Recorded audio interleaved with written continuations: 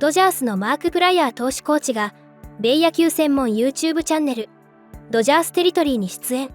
番組では山本由伸投手の WBC 出場の裏側や今季先発に戻る見込みの佐々木朗希投手についてどのような成長を期待しているのか、さらに大谷選手の調整能力の高さを称賛。加えて今季ドジャースに加わった新戦力を含むブルペン陣についてもコメントしました。こうした貴重な話の数々を日本語字幕付きでご紹介しますので、ぜひ最後までご覧ください。Well, look no further. Ask and you shall receive, Katie. We want to welcome in Mark Prior, now longtime pitching coach for the Los Angeles Dodgers. He's been, of course, with the staff for a number of years, including as a bullpen coach before becoming the pitching coach. Mark, great to be with you as always. Thank you. We were just talking about the depth of your starting rotation, and we're interested in knowing, I mean, is this possibly the most formidable pitching staff that you've ever worked with going into a season? I hate to have you rank your guys, right? You're kind of like ranking your kids, but man, you've got a lot to work with.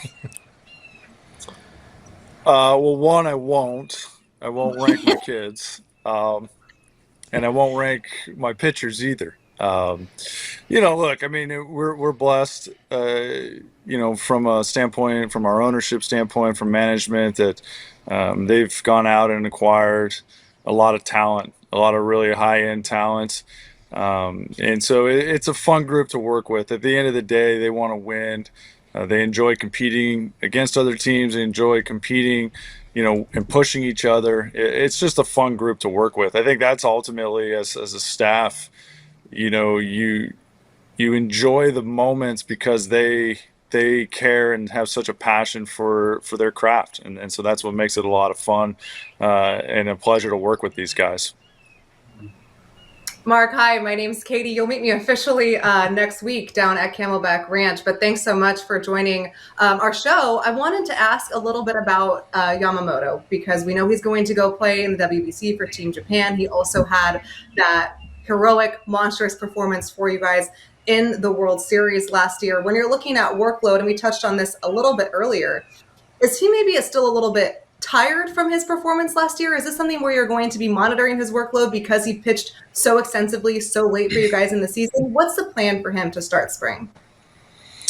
Well, I mean, that's the nature of the WBC. It's there's no perfect time to have a tournament like this, but this is where the schedule falls. And so Yama's been, getting ready for his 2026 season, since, he kind of picked up from his rest after the World Series. He's in a great spot. He feels good. He wouldn't do this if he wasn't feeling good. He made that very clear, I think, to ourselves as well as to Japanese officials, that he needed to make sure and kind of take stock on where he was at. He feels great. I mean, I think what he did last year in the playoffs was unprecedented. But I think he's in a good spot right now. And it's from a workload standpoint, he's prepared. We'll get him ready to go out and be able to compete in the WBC. And then once, because of the limitations that are set forth kind of in the parameters that they have for pitchers, it's not that much different from standpoint of what it would be with us. Obviously, the intensity and the magnitude of those games is going to be more, so it's hard to account for that. But he's going to be in a good spot, and he'll be ready to go once the season starts. He's a unique individual. He takes unbelievable care of himself. Last year was special to watch him, navigate his season, and ultimately, reach the pinnacle at the end and doing some things that's, I know it's been said, like, probably won't see again. And he wanted to win just as much as anybody. And he just, he felt like he was in a position to do some things that were extraordinary. Yeah, special stuff from him. And if he's the type of dude who needs a blow either early in the season or later in the season, the good thing is you guys got a lot of arms. You got a lot of bodies there, very high-end, a lot of talented dudes. We are entering year 2 of Roki Sasaki. Obviously, a lot to build on for the dude. The ceiling is very high, and we've heard a lot so far over the last, really, I guess, weekend. He's working on adding a little bit, a few wrinkles to the pitch mix, maybe a little bit of a cutter, a little bit of a two-seamer. What are those kind of conversations looking like as we try to make build Roki into high quality major league starter. We've seen him do it as a reliever, of course, but building him into a starter, and how do you make the cutter and two seamer not necessarily affect that splitter forkball?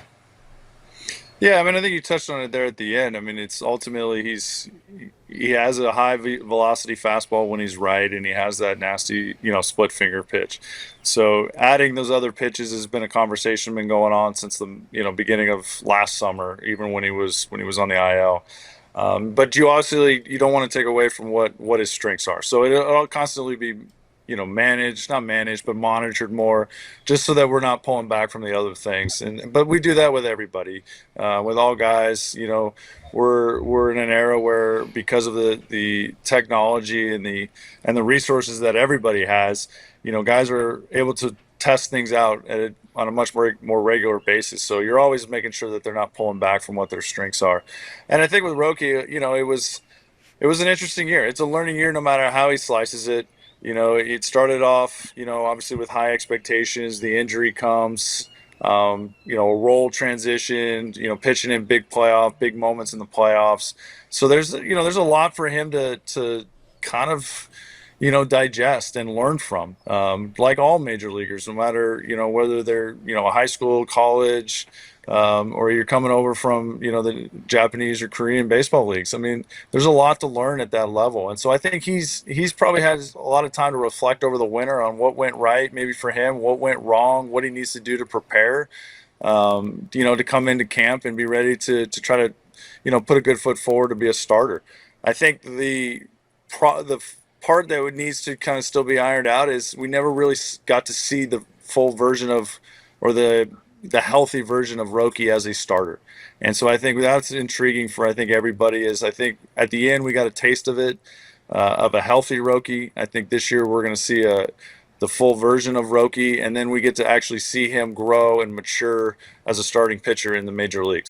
Nothing but upside for Roki Sasaki, Mark. I want to talk about the sixth spot in the Dodgers starting rotation, perhaps the one question mark. Dave and Andrew Friedman, of course, very high on. I'm just going to give you three names: Emmett Sheehan, River Ryan, and Gavin Stone. Make the case, or what should we know about each of those young men? What can they bring? I mean, look, all three of those guys are going to pitch for the Los Angeles Dodgers at some point this season. I think if one thing has been consistent over the years is that we use our roster either out of guys performing in the minor leagues and pitching well, or out of need because I think some guys have, had, some injuries. All three of those guys I think are going to impact our roster to win, and how and in what degree. I can't tell you that. The one thing that I think that I've learned now going into my, I don't know, 7th season or 8th season, whatever it is, every year's been different, but we've been consistently knowing that we do need starters at some point. And so I think with Gavin Stone, I mean, you look at a guy 2 years ago who you could probably say was kind of almost like our bedrock in our rotation at the time. The guy all the way through August was one of our most consistent pitchers. He would give us, games where he'd go deep into games. He'd give us huge impact games. I remember against the Padres with some big strikeouts and some unbelievable performances. So, he's got that talent. He came up in his rookie year, and he had a lot of learning experiences from understanding who he was as a pitcher, what he can do to dominate, what his strengths were, to tipping. And then that coming back in that, 24 season, what he did was unbelievable. So I expect him to, probably we'll have to figure out where he's at. He was just because of the timeline, he never really got out to pitch a whole lot. So we'll kind of see whether or not where we're at with him from a standpoint at the end of spring and how he competes. Emmett Sheehan did what he did last year. I mean, coming off of Tommy John, he got thrown right into the fire. I think it was against the Giants in a game, and he stepped up big time. He had a lot of big performances down the stretch, and a lot of games where I think he was key to our success, where we started picking up and really started firing on all cylinders. So he's going to be in that mix for sure. And then River Ryan, look, I mean, we only got to see a taste of him that year. He came up for us out of necessity, and he that game he threw against the Astros was unbelievable. And I don't think any of us, we knew the stuff was there, but for him to put it all together in that one performance, I think that's the ceiling that you're looking for. And I think it's, in all accounts, he finished off his rehab progression last year. He's bigger, he's stronger. I think he understands what it takes to prepare to pitch at this level. So I think we're all excited to kind of see a little bit more of him, just because we didn't see a lot of him the last time. But excited to see him in a much more extended look this year. And again, I think all three of them are going to impact. It's just hard to pinpoint when that's going to be and how.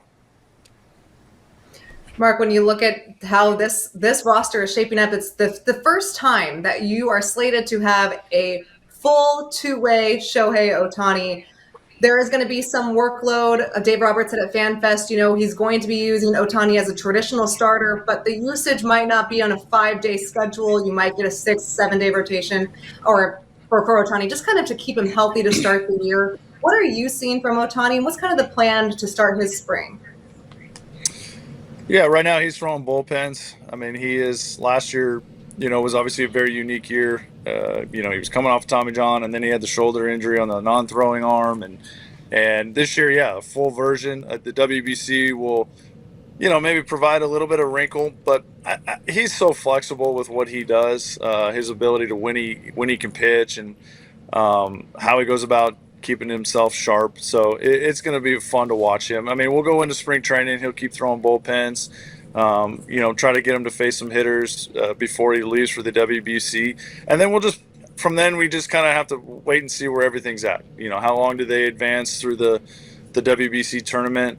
And then his ability to continue to maintain throwing off a mound, or even if he can be able to face hitters while he's gone. If he can, that's great. If not, then we'll deal with it when we get, when he gets back to us and returns to the team.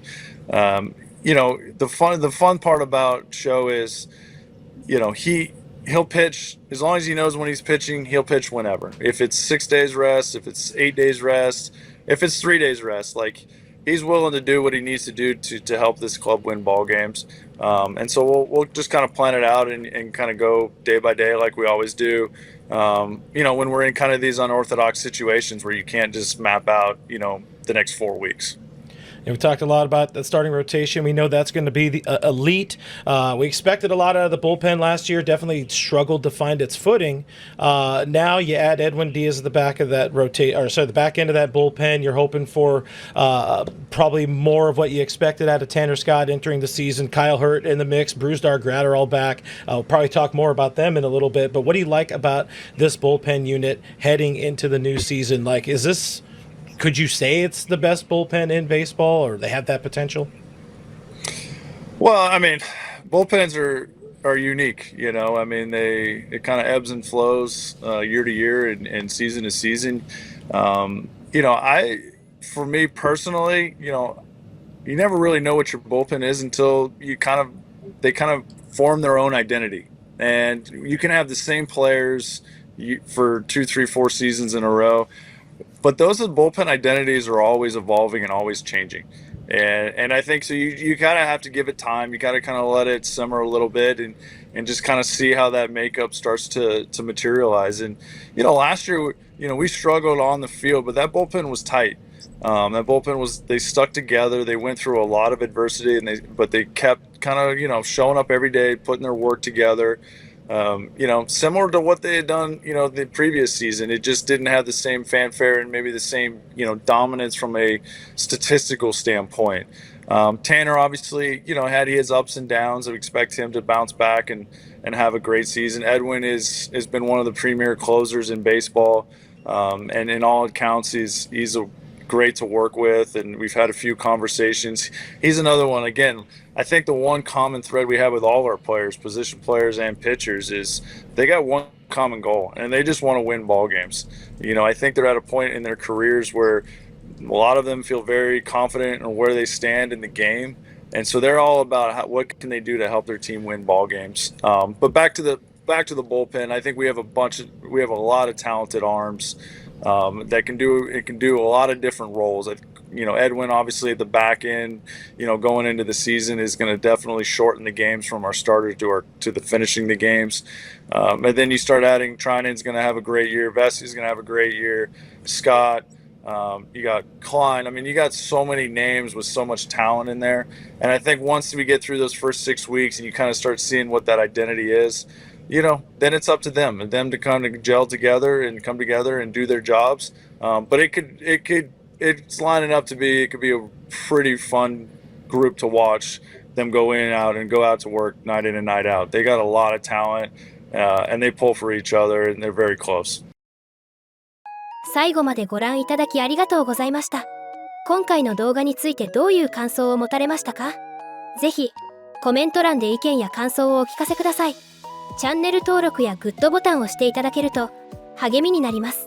それでは次回の動画でお会いしましょう。